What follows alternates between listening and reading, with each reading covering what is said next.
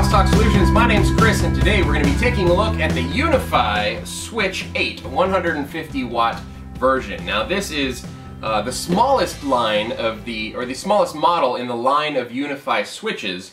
And so we're going to take a look at what comes inside the box, and we're going to get it set up with the UniFi controller and basically take a look at the features that come with this switch. Now this switch features 802.3 AF power across all of the ports, but it is capable of only up to a total of 150 watts of power output, which is actually pretty good. You could probably easily populate 4 or 5 of these ports with strong PoE devices, like the UAPAC Pros or some VoIP telephones or something like that, and it probably wouldn't skip a beat.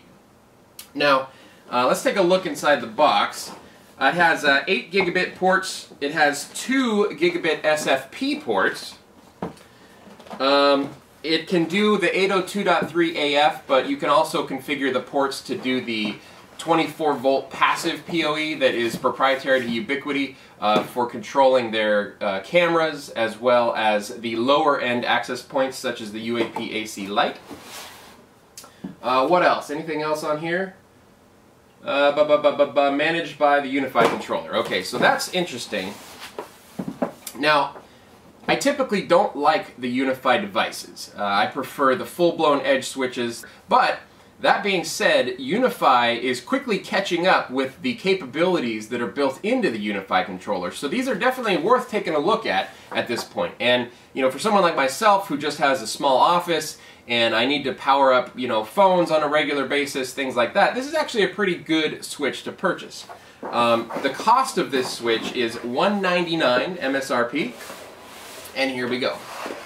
Open the box.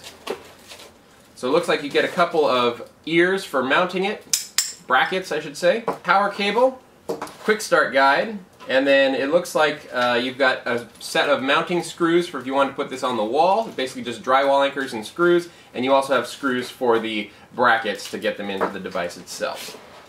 Now, I don't think this would fit in a 19-inch rack if I'm not mistaken, but possibly you can somehow get 2 of these screwed together? No, it doesn't say anything about screwing 2 of these together, so it just shows that you can, mount them, any which way. These brackets will go up so that you can mount it underneath something. Like, for instance, I've got a PoE switch mounted on the underside of my desk over here. It makes it real handy when I'm doing a lot of PoE work. You can mount it forward if you needed to, for whatever reason, backwards, or of course down, so that it can just be bolted on top of something. Okay, so it's actually a pretty hefty device. Now, interestingly enough, this is the only 8-port UniFi switch that's out right now, but I was looking at Reddit, and on Reddit, some user took some pictures of some new 8-port UniFi switches that are coming out that are actually lower end than this one. So this is now the high-end switch. Now, there's no ETA on when those new switches will be out, but the 2 switches that they featured at Wispapalooza this year in Vegas, I wish I was there, I didn't get to go, are the UniFi Switch 8, which is probably the lowest price point. Interesting thing about the UniFi Switch 8 is that it's powered by either AC, 48 volt AC power, or 802.3 AF PoE. So you can do PoE in on the first port to power it up, and PoE out on the last port to then daisy chain to another switch, or whatever you want. It doesn't provide PoE to devices itself. It will just provide gigabit ports, but it can be powered with PoE, much like the Edge Router X can.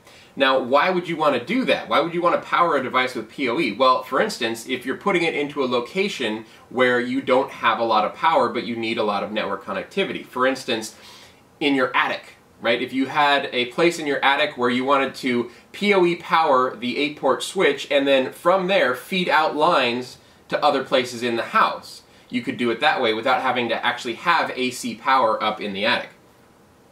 The other switch that they're coming out with is basically this same switch, but it's the UniFi Switch 8 60 watt. So this is 150 watt. They have a 60 watt version where only the last 4 ports provide PoE to your devices. I'm assuming that both of those, so this is $199, I'm assuming that when both of those come out, they will be at a lower price point than this one. But what that price point is and when they're coming out, I have no idea. So let's go ahead and get this thing set up and connect it to UniFi and take a look at its capabilities. A few moments later. Alright, well, it looks like Ubiquiti might be trying to make this a really short video because this UniFi Switch 8-port is DOA. Believe it or not. Sending a DOA device to me is not what Ubiquiti wants to do because a lot of people see this. So check this out. Here we go. I know this is a good working power plug. Here we've got power. I've tried powering this thing with different power cables, and I've tried powering it in different power outlets throughout the house. So plug it in. Nothing. So no fans, no lights, nothing. I've unplugged this and replugged it a bunch of times, and I get absolutely nothing. So this UniFi Switch 8-port is DOA, and now we get to start the RMA process. So I'm going to go ahead and get this thing RMA'd, and I will be back whenever I get the replacement unit, which hopefully will not be DOA. Alright, stay tuned for that. Alright, so it is now 20 days later, almost 3 weeks later, and I have received my RMA. As a matter of fact, for the customers that I was originally setting this up for, I had 2 customers that wanted one of these devices, and I ended up ordering 2 brand new ones and getting them in, and I installed them in the meantime while I was waiting for this RMA. So this one is going to be mine. I'll use it in my own office here. Maybe I'll sell it at some point, who knows. But I'm going to try it out for a while and basically see how I like it as a sort of day-to-day PoE switch in my office. Okay, so here we go. Let's break out the box. Oh, there's our replacement. Oh, good. Okay, so I don't need to go through the unboxing this time. I'm just going to open it up and plug it in and see if it works. Here we go. Moment of truth. Do I get the light right here? There we go. Okay. That scared me for a second. I thought I got another one that was DOA. So there we go. Light's firing up. Okay, so I'm actually going to wait for this to boot up completely. Then I'm going to shut it down and move it over here. And we're going to go ahead and adopt it out to my UniFi controller so that we can start seeing how to configure this switch for PoE, for VLANs, and all of the bells and whistles that you can do with the UniFi controller and your UniFi switch. All right, I'm going to shift over to my computer now and continue the setup from there. Okay, so I have the UniFi switch plugged in right here. I have one cable going over to my edge switch, which means that it's plugged into my local area network, and I'm going to run the UniFi Discovery tool, or the Ubiquiti Device Discovery tool. Now this is a Google Chrome plugin, free to download, free to use, and we can see here that I have 3 devices detected: Tough Switch, Edge Router Lite, and Edge Switch, my 24-port Edge Switch. So I don't see the UniFi switch until I come up here to the upper right-hand corner and I click on UniFi Family, and now I can see UniFi Switch 8 PoE 150 watt, and it was given the IP of 192.168.200.111. So we're going to click the Action button, and what we want to do is set inform. So I'm going to set inform this device over to my cloud-hosted UniFi controller. Okay, so it's basically http:// IP address or FQDN of your UniFi controller, :8080/inform. And then by default, the username and password is UBNT, so we're going to say execute. And if I come over here to my controller, I'm on my home site here, and if I click devices, I should very shortly see that device appear. And there it is. Okay, so pending approval, same IP address, we're going to go ahead and say adopt. And now it's going to go through the process of adopting the UniFi switch onto my UniFi controller for the site that I am currently connected to. So after a couple minutes, it's going to go into a disconnected state. At that point, you just need to go back into your device discovery tool and set inform one more time, and then it should pop right into the UniFi controller. This is the same thing if you're doing it through SSH. You have to do the set inform command twice in a row. Execute. There we go. And now if I refresh, there we go, provisioning. So now we have the device provisioning. In the meantime, I'm going to go ahead and click on configuration. I'm going to give it an alias. I'm just going to call it UniFi Switch 8 150 watt. And we're going to save that. And so after a little bit more time, the light is solid blue now, and we have a connected status in UniFi. So let's go ahead and take a look at some of the options and the configuration settings that we can do with this thing. First of all, if I click on the dashboard, I do now have a second green bubble lit up. That's kind of nice. And I can go over to devices, click on configuration. We can look at networks and VLANs. Now, I'm not going to have any VLANs right now. I haven't set any up, but if I go over to settings and networks and add a VLAN, it'll show up in here. In fact, let's go ahead and do that now. Settings, we're going to click on networks, create new network. We're going to say VLAN only, and we're going to call this guests. I'll call it VLAN 20. And we're going to go ahead and save that. And now if I go back to the UniFi Switch, I should be able to choose that VLAN and use it as tagged or untagged on the ports of the UniFi Switch. So here we see now, once I refresh, I have a guests VLAN. So I have native LAN and a native guests VLAN. I can delete the guest VLAN if I want. All right, let's go ahead and go to services.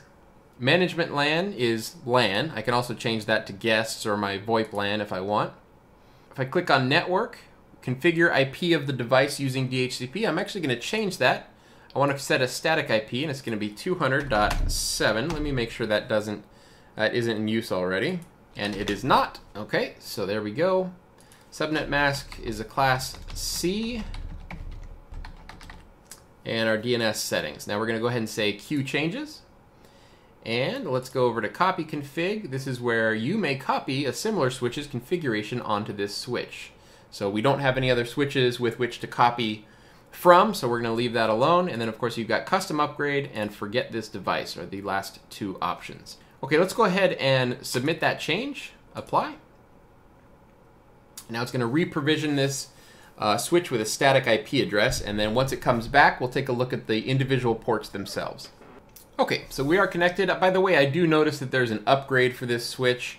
I'm not going to run the upgrade right now. I will wait until the very end to hit the upgrade button because I don't want to take the time to do it on video. Let's go ahead and click on ports. So here we have all of our different ports, and let's say if I edit the first port, here's what we can do. So networks and VLANs, we can say all, or we can select just a single VLAN. So we're going to say all. Essentially makes it a trunk port. And then let's click on advanced option. So here we have different operations. This port is for switching, for mirroring, and if it's mirroring, we can pick which other port we're mirroring, or you can set it as aggregate. Link negotiation, port isolation, and then some storm control stuff. We can also rename it. We can rename each of these ports differently. And here's where we can set it for PoE+, which is 802.3AF, or 24 volt passive for the proprietary Ubiquiti stuff. So I'm not going to do too much with this switch right now. You guys can kind of see the capabilities of it. What I'd like to do though is I do get a lot of questions about these switches as comments on my YouTube videos. And so what do you guys want to see? What are your questions about the UniFi Switch? I know I've had questions for, hey, let's compare this with the Edge Switch. I'm probably not going to do a UniFi Switch versus Edge Switch video.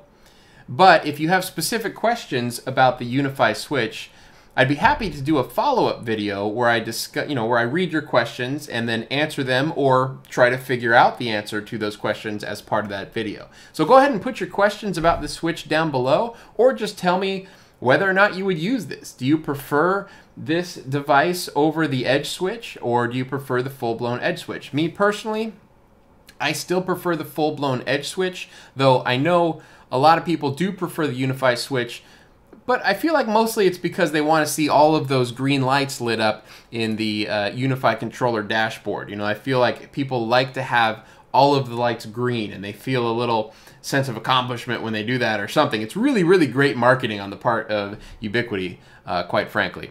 Okay, so my name is Chris with Crosstalk Solutions. I hope you enjoyed this video. If you did enjoy this video, please give me a thumbs up. It really absolutely helps the channel, and I certainly appreciate every thumbs up that I get. And if you'd like to see more videos like this, go ahead and click that subscribe button down below. Thank you so much for watching.